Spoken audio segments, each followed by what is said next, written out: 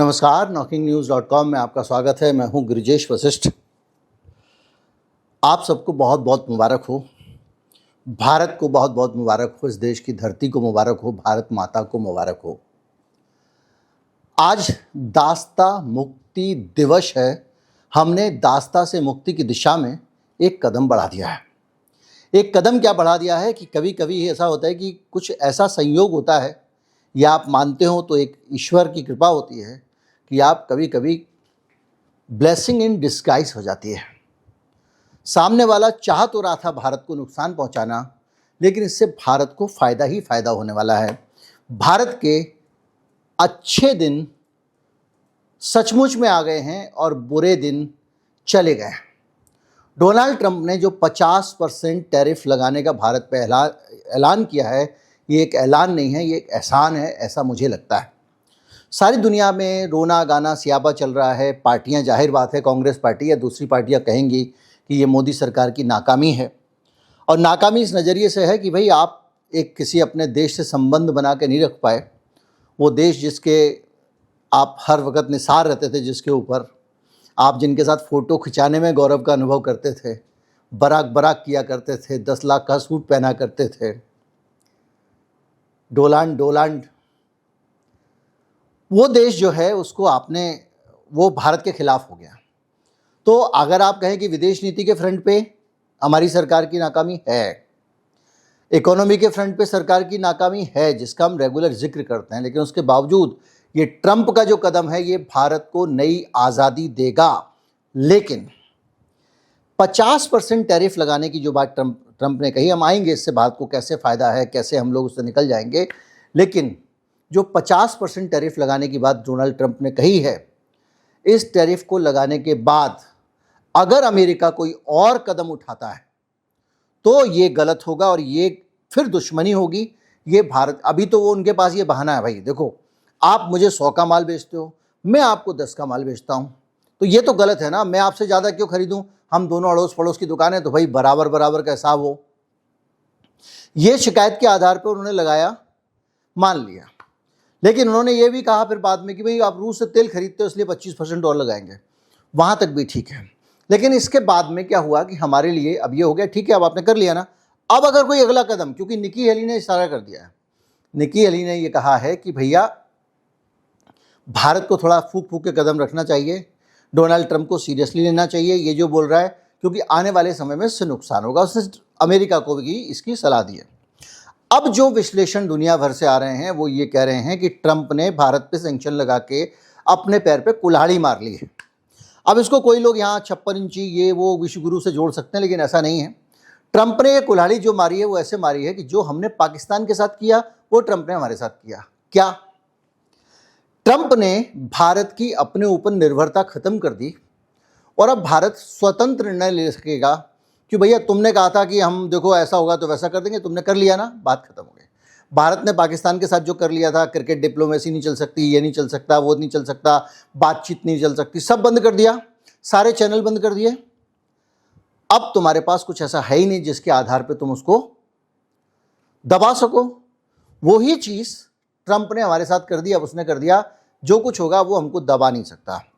अब क्या कह रहे हैं दुनिया भर के विश्लेषक, राइटर्स ने, द राइटर्स जो है आप जानते हैं अंतर्राष्ट्रीय एजेंसी है, उसमें एक विश्लेषण आया है।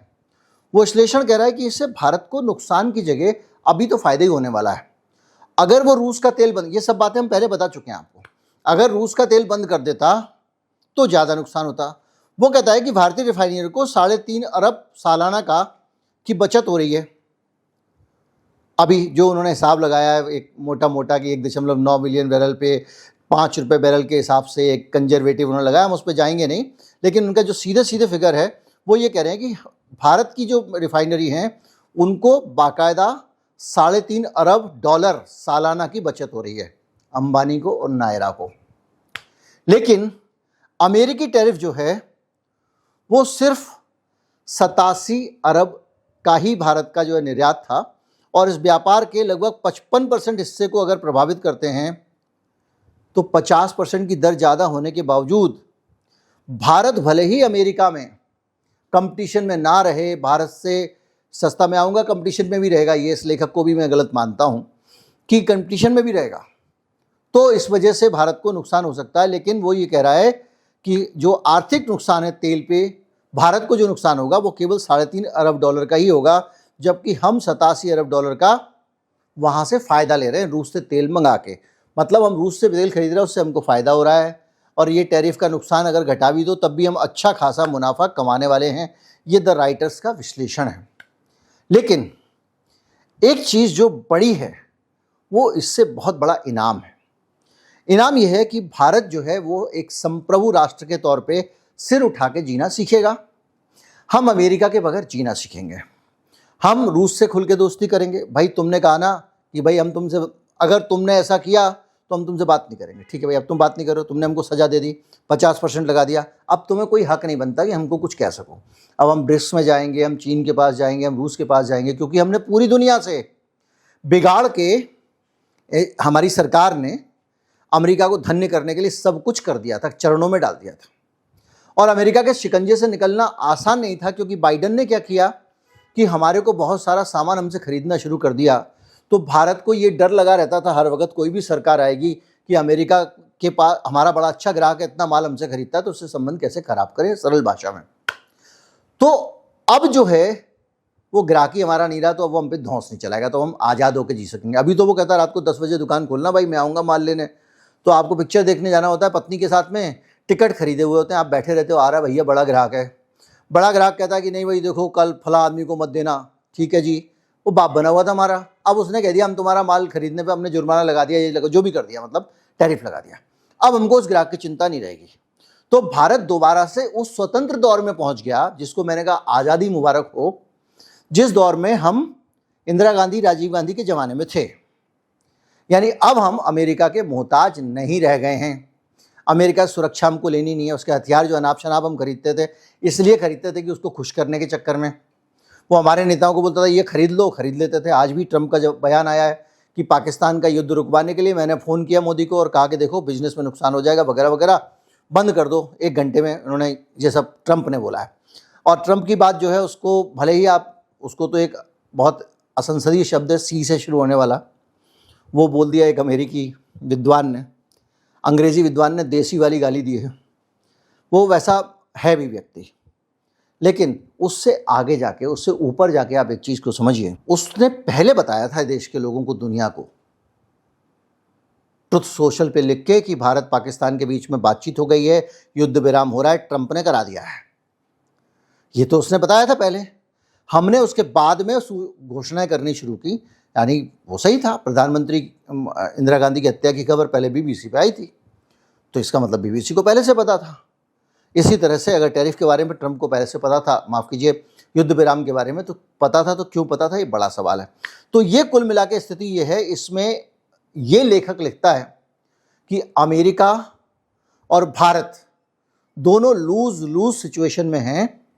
अमेरिका को नुकसान हो जाएगा क्योंकि उसका एक दोस्त चला जाएगा, सप्लायर चला जाएगा, सप्लाई लाइन में उसको दूसरे ठिए ढूंढना और बनाना मुश्किल काम होगा। और भारत को नुकसान होगा क्योंकि उसका एक बंदा बनाया बड़ा ग्राहक चला जाएगा। लेकिन रूस को हर तरह से फ़ायदा ही फ़ायदा होगा। तो अमेरिका का एक फ़ैसला रूस को फ़ायदा ही फ़ायदा हो रहा है। फिर ट्रंप वाली बात जो मैं उसको अमेरिका का गोरबाचेव कहता हूँ, वो फिर से लागू होती है। ये तो हुई दूसरी बात है। लेकिन अब हम बात करते हैं सीधे सीधे टू द पॉइंट कि जो टैरिफ हम पे लगाया है, पहले भी हम डिस्कस कर चुके हैं इसको। टैरिफ लगाने से क्या हमारी बर्बादी हो जाएगी? क्या भारत के ऊपर बुरा असर पड़ेगा? तो दोबारा से हम उस लिस्ट पे जाते हैं जो जो चीज़ें अमेरिका हमसे खरीदता है।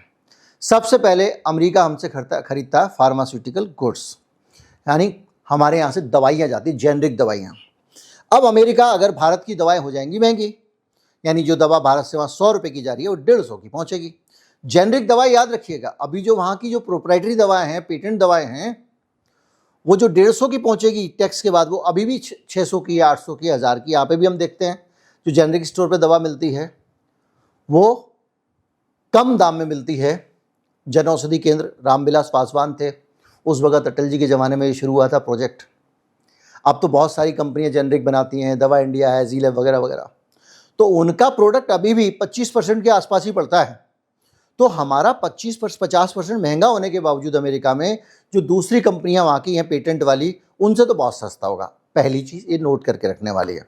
यानी एक चीज़ जो 20 रुपये की मिल रही है, वो दवा इंडिया पे अगर आपको 6 रुपये की मिल रही थी, अब आपको वो बाकायदा समझ लीजिए 7.5 की हो जाएगी, 8 की हो जाएगी, 9 की हो जाएगी, तब भी आपका माल जो है अफोर्डेबल है, पहली चीज़।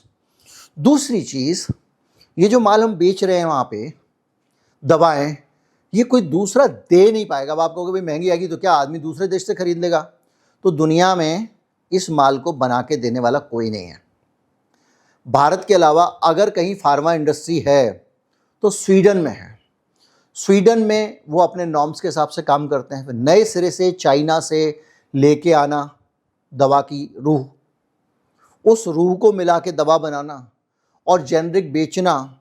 भारत की तो दवा कंपनियां सस्ते वाले में काम करा लेती हैं, एक आदमी से 2 आदमी का काम करा लेती हैं। वो यूरोप है, वहाँ पे मजदूरों का शोषण नहीं हो सकता। तो स्वीडन इतनी जल्दी तैयार हो जाएगा, इतनी जल्दी प्लांट लग जाएंगे, फैक्ट्रियां लग जाएंगी दनादन दनादन, जो अमेरिका को दवा देने लगेंगी भारत की जगह 2 महीने में, 4 महीने में, 6 महीने में, साल, 2 साल, 4-5 साल में भी।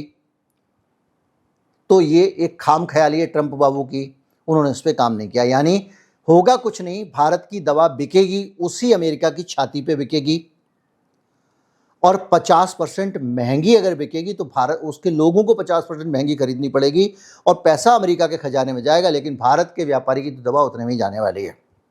और हाँ, स्वतंत्रता अलग मिलेगी। जो हमारे यहाँ का व्यापारी था ना, उठाया माल अमेरिका भेज दिया, आराम से बैठे, वो भागेगा, वो अफ्रीका में भी जाएगा, वो कहीं और भी जाएगा, वो साउथ अमेरिका में भी जाएगा, वो दूसरे महाद्वीपों में जाएगा, यूरोप में जाएगा और ग्राहक ढूंढेगा। उससे भारत के बाजार का विस्तार होगा। मैं आपको उदाहरण देता हूँ, बार बार मैं आपको बहुत ज़मीन से जुड़े हुए उदाहरण देता हूँ। जैसे बुध बाजार, मंगल बाजार होता है, या जो साप्ताहिक हाट बाजार होते हैं, जब वहाँ पर सड़कें जाम होने लगती हैं तो एक दिन प्रशासन आता है, कहता है भाई सड़कें जाम होती हैं, सड़कें खाली करो। तो जब वो सड़कें खाली करते हैं तो खाली करके दुकानदार क्या करेगा? वो अपना विकल्प ढूंढेगा। तो अभी बाजार 1 किलोमीटर के दायरे में लगता था, तो बीच वाले दुकान फैले तो अब 2 किलोमीटर के दायरे में लगने लगता है, यानी बड़ा हो जाता है। इसी तरह से भारत का अगर कारोबार अमेरिका से उठेगा तो हम 10 ग्राहक ढूंढेंगे, 10 और नए देश में हमारी सप्लाई शुरू होगी। हमारा कुछ दवाओं के मामले में बिगड़ने वाला नहीं है। नंबर 2 है रत्न और आभूषण। भाई हमारे यहाँ से सस्ती लेवल कहीं से ले आओगे? आप क्या करते हो? आप हीरे को तराशते हो, ये करते हो, वो करते हो। उसमें रत्न और आभूषण में सोना नहीं जा रहा है कि आपके यहाँ से हीरा, सोने, चांदी, हमारी कारीगरी, हमारा काम, ये कोई दूसरा कैसे पैदा कर लेगा? भाई जाहिर बात है कि हम जो हीरे और दूसरी चीज़ें लाएंगे, हमारी जो सूरत की हीरा इंडस्ट्री है, जिस तरह से हीरों को तराशा जाता है, ये कारीगरी आ जाएगी क्या दुनिया में किसी भी देश के पास अचानक? और अमेरिका को अगर गलत फहमी है तो वहाँ जो बैठे हुए हैं ना तगड़े तगड़े मोटे मोटे वहाँ के लोग, उनसे हाथ पाँव भी नहीं हिलते हैं भाई। और वहाँ पर इतनी ज़्यादा तनख्वाहें, इतना ज़्यादा खर्चा, और ये चिड़ी बल्ले वाले काम करेंगे क्या वहाँ के लोग, छोटे मोटे कम पैसे वाले? तो ना तो फार्मा इंडस्ट्री में अमेरिका में डेवलप होने वाली है, ना रत्नाभूषण वाली होने वाली है। दोनों चीज़ें मान लीजिए। तीसरा आया आईटी सेवाएं। अब सॉफ्टवेयर बनवा लोगे किसी से? ऐसा बढ़िया इंग्लिश वाला इकोसिस्टम जो भारत में है, बढ़िया अंग्रेजी, क्योंकि सॉफ्टवेयर में तो अंग्रेजी आनी चाहिए, वो इतनी अच्छी है कि इस फील्ड में चीन हमको नहीं पीछे कर पाया। चीन का अपना सॉफ्टवेयर डेवलपमेंट है, वो अपने यहाँ कर ले रहा है, अपनी चीज़ें बना रहा है, चाइनीज़ भाषा में कोडिंग करता है, सब करता है। लेकिन भारत जो है, उसके जो आईटी प्रोफेशनल्स हैं, उनका मुकाबला संभव ही नहीं है। तो अगर आपको सॉफ्टवेयर इंडस्ट्री में रहना है तो भारत के आईटी प्रोफेशनल से काम कराना पड़ेगा। और तुम एक H1B वीज़ा और बंद कर रहे हो। अब तुम कह रहे हो कि इसको बंद कर देंगे, ये कर देंगे, भारतीयों को भगाएंगे। तो जो आज भारतीय वहाँ रह के नौकरी कर रहा है, वहाँ वेतन ले रहा है, उसमें से कुछ पैसे ही तो भारत को भेज रहा है। वो भारतीय जब उठ के यहाँ आ जाएगा तो वही कंपनी उसको कहेगी भैया तुम दिल्ली से ही सॉफ्टवेयर डेवलप कर दो, तुम बेंगलोर से कर दो, हैदराबाद से कर दो, चेन्नई से कर दो। जो दलाल कंपनियां हैं बहुत सारी हमारे देश में,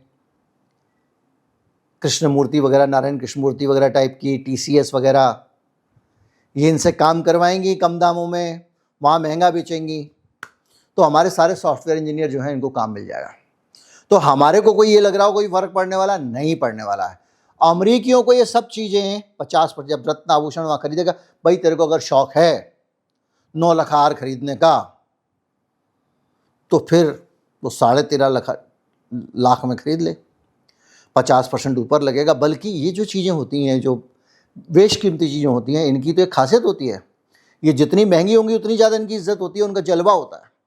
तो इस तरह से अगर आप सोचें कि हमको कोई नुकसान हो जाएगा ना, हम हर तरफ से विन विन सिचुएशन में हैं। और बड़ी बात यह है कि हम दूसरे दुनिया के जो और डेवलप कंट्री हैं उनमें भी चक्कर लगाना शुरू करेगा ना। अभी हमारा व्यापारी, मोदी जी थोड़ी माल बेचने जाते हैं, माल तो व्यापारी बेचने जाता है ना, जिसका माल वहाँ जा रहा है। जो सूरत का हीरे का व्यापारी अमेरिका को हीरे बेच रहा था, अब अमेरिका में टैक्स लग गया तो वो चाहेगा कि मैं जाके ज़रा चला जाऊँ यार, श्रीलंका में भी 2 हीरे बेच लूँ, वहाँ चला जाऊँ, मैं कहीं से किसी तरह से यूरोप में चला जाऊँ, जर्मनी चला जाऊँ, फ्रांस चला जाऊँ, फ्रांस में इतने इतने डिज़ाइनर हैं, 10 फैशन डिज़ाइनर से मिलूँ और वो डिज़ाइनर भी कहेंगे अमेरिका को सप्लाई नहीं हो रही है, थोड़े कम पैसे में मुझे दे देगा, सब मालूम। तो कुल मिला के ये सारी चीज़ें आप देखोगे वो अपने आप में हमारे लिए अच्छी हैं। इसके साथ साथ हम जो है डेवलपिंग जो बाज़ार हैं उनकी तरफ भी बढ़ सकते हैं, बड़े बाज़ार की तरफ। जैसे यूरोपियन यूनियन है, वहाँ से हम FTA पे बातचीत कर रहे हैं, यानी फ्री ट्रेड अलायंस। तो बगैर टैक्स के हमारी चीज़ें यूरोप में जाएंगी। तूने 50% बढ़ाया, वो अभी 25% ले रहा है, वो भी छोड़ देगा, तो हमारा माल ज़्यादा बिकने लगेगा। हमारा FTA हो गया ब्रिटेन से। ब्रिटेन से FTA होने का मतलब ये है कि हमारी जो दवाएं हैं, अब ब्रिटेन में उन्होंने ये कह दिया कि NHS जो है उसका नेशनल हेल्थ सर्विस, जैसे सरकारी अस्पताल मान लीजिए वहाँ के, वहाँ पे हमारी दवा अब लेगा वो और बांटेगा लोगों में, फ्री वाली जो दवा देते हैं वो। तो हमारी दवा तो जो यहाँ बिकती थी वो वहाँ बिक जाएगी, तो हम तो मजे ही मजे में। और इसके साथ साथ जो अलग अर्थव्यवस्थाएं विकसित हो रही हैं, डेवलपिंग इकोनॉमिक रीजनल पार्टनर्स, कौन, जैसे UAE में बहुत सारे देशों के साथ उसने अपने व्यापार समझौते किए हैं, जिसमें कृषि उत्पाद, कपड़े, मशीनरी और सर्विसेज के लिए बड़ा बाजार खड़ा हो रहा है। लैटिन अमेरिका और अफ्रीका में भी भारी संभावनाएं हैं बाजार खुलने की। रूस भी हमारे यहाँ से, हम कह सकते हैं भाई देख तेरे चक्कर में पंगा लिया है, कुछ माल तो कहीं और से ना खरीद के हमसे खरीद, और रूस खरीदेगा। हमारा रूस से बहुत पुराना रिश्ता है और अब तो रूस के अंदर से सोवियत संघ की आत्मा उठ पड़ी है। पिछले दिनों लेवरोव जो है वो USSR लिखा हुआ था उनकी टी-शर्ट पे रूसी भाषा में, CCCP ऐसा कुछ होता है वो उनके उनकी वर्ण में, लेकिन वो USSR था। तो वो USSR जाग रहा है जो भारत का दोस्त था। तो हमारे को तो अच्छा, हमको कोई नुकसान ही नहीं है, हमारे को सिर्फ फ़ायदा ही फ़ायदा है। दूसरा ये है कि ये जो अमेरिकी दादागिरी धौंस के चक्कर में हम लोग बहुत सारे सामान पे अंड संड तमाम सारा जो है टैक्स लगाए रहते थे, फला चीज़ें करते थे, किसान को सब्सिडी नहीं देते थे, ये नहीं देते थे, हड़का के रखता था। अब हम जब आज़ाद हो जाएंगे तो हम अपने देश में भी सामान सस्ता कर लेंगे, टैक्स कम लगा लेंगे। भाई तेल ले लेके हम लोग यूरोप को बेच रहे हैं, अपने यहाँ पे लोगों को मिला मिला के 20% दे रहे हैं उसमें एथेनॉल। तो जब कोई ऐसा गुंडा खोपड़ी पे नहीं बैठा होगा, हमारे को तो मुक्ति मिल गई भाई। आज तो समझिए कि दूसरी आज़ादी हुई है, देसी तरीके से कहें तो भाई साहब आज़ाद हो गया इंडिया। अब तुम जो है निकल लो बस हम यहाँ से, तुमने मेरा जीना मुश्किल कर रखा था। तेरा देखा तेरा प्यार, वो पूरा गाना है, देखा तेरा जलवा, देखा तेरा प्यार वाला गाना, तेरा इमोशनल अत्याचार ख़त्म। अब एक खुली हवा में सांस लेने का वक्त है। हमारी सरकारें भी अब थोड़ा खुल के अगर बनाना चाहें, अगर मान लीजिए फिर से मन में जाग गया अब की बार ट्रम्प सरकार, क्योंकि भैया जिसने बनाया आपको, तारीफ उस खुदा की तो करोगे ही करोगे, उस इजराइल की भी करोगे। तो भारत में भी ऐसा नहीं है कि हमेशा अब ढल रहे दिन, हो गई शाम, अब सीने हैं, जा रहा है जाने दो, तो वो सीन भी चल रहा है। तो ऐसा नहीं है कि मतलब जो है ये ज़्यादा वहाँ चक्कर में पड़ेंगे, और अगर पड़ेंगे तो इनका अपना समर्थक जिसको इन्होंने राष्ट्रवाद के नाम पे भड़का के रखा हुआ था, वो खुद ही पीटेगा इनको पकड़ के। तो सिचुएशन जो है वो कुल मिला के भारत के लिए अच्छी है। भारत की आज़ादी का नया अध्याय शुरू हुआ है, और अगर ट्रंप ने दोबारा से और हरकत की, कुछ और दवा जैसे निकी हेली संकेत कर रही हैं करता है भारत के साथ में, तो ये पक्का हो जाएगा कि ये जो है किसी का सगा नहीं, अमेरिका पे भरोसा नहीं कर सकते, ऐसे आदमी पे दोस्ती नहीं करनी चाहिए। और ये एक स्पष्ट संकेत है, अब भी जाके कोई दोस्ती करता है हमारे यहाँ से तो वो गद्दार है देश का। तो खुली हवा में सांस लो। वो नरगुड देशों का जो जमाना था, नेम वाला, वैसे हम स्वतंत्र देश हो गए हैं। अमेरिका का हमारी खोपड़ी पे शिकंजा हट गया है काफ़ी हद तक। अभी इस पे और काम करना पड़ेगा। लेकिन ये 50% टैरिफ इस बात का संकेत है कि हमने उस दिशा में, हमने नहीं, ट्रंप ने कदम उठा दिया है। फिर मैं वहीं आऊँगा, ट्रंप की हरकत क्या है, अमेरिका को बर्बाद करने वाली है ना। कोई भी अपने देश को क्यों बर्बाद करेगा? जाहिर बात है वो जो गोरबाचेव साबित होना इस आदमी को अमेरिका के लिए। एक वक्त यूएसएसआर की बुलंदी थी, एक गोरबाचेव आया, CIA का प्लांटेड, आज भी वो अमेरिका में ही रहता है। आप सोचिए, रूस को पूरा गिरा के और अमेरिका में शिफ्ट हो गया। ऐसे ही डोनाल्ड ट्रंप जो है वो पूरी तरह से अमेरिका को हर तरफ से नुकसान पहुंचा के, गिरा के, खराब करके, जो दुश्मन हैं, चाहे वो रूस हो, चाहे वो चीन हो, उनको समृद्ध कर रहा है, उत्तर कोरिया को, इन सबको। और 4 साल में वो क्या क्या करेगा, जो भी करेगा अच्छा करेगा, हमारे लिए अच्छा किया। उम्मीद करता हूँ कि मेरा ये नज़रिया, ये विश्लेषण, ये दृष्टिकोण आपको अच्छा लगा होगा। अच्छा लगा हो तो ज़्यादा से ज़्यादा लोगों तक पहुँचाएँ। चैनल को सब्सक्राइब कर लें। नमस्कार, जय हिंद।